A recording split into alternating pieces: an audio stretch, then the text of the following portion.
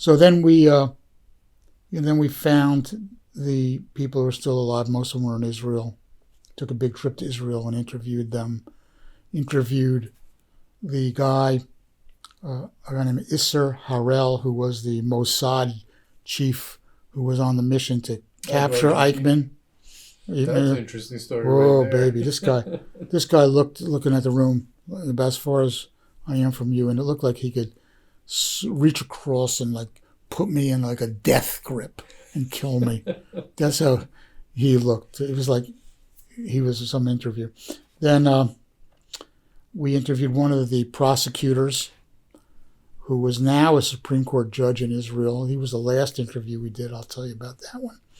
And then a bunch of many witnesses, all of whom were like, oh God, one after the other of, oh my God, I can't take it.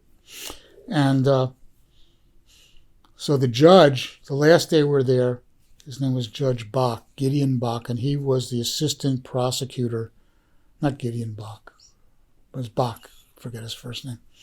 And he was the assistant to the prosecutor, head prosecutor. So and they switched off doing the examinations. And the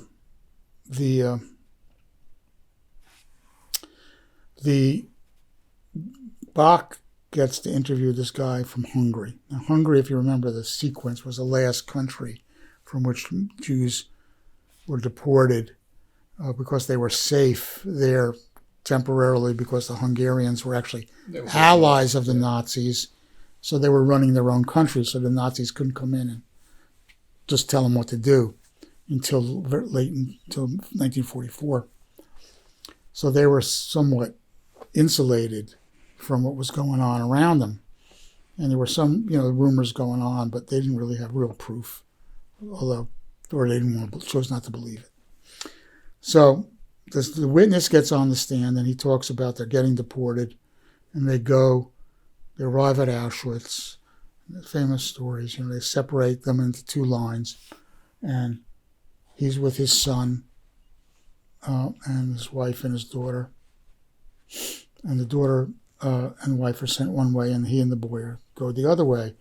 Then the Nazi stops him. And I start crying, telling the story. It's so sad. And he says, "How old's the boy?" And he doesn't know how to answer the right way because he wants to keep him with him. So he says, 11 or 12.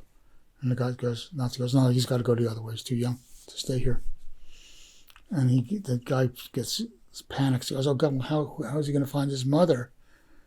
They're down there with all those other people." And then he goes, "Oh, okay, no, it'll be okay." Because his daughter had a red coat. Oh, is that the story that ended up in Schindler's List? That's right. So it's a true... That's based on a true story. Story. And he goes, oh, he'll be okay. He'll be okay. Because he'll see his sister with the red coat. So the judge, the prosecutor, he goes, he says this, and I couldn't talk. And the judge says, "Mr. Bach, and everybody's looking, Mr. Bach, you have a question." And he's saying to me in the interview, he goes, "I couldn't say anything because the week before I had just bought my daughter a red coat.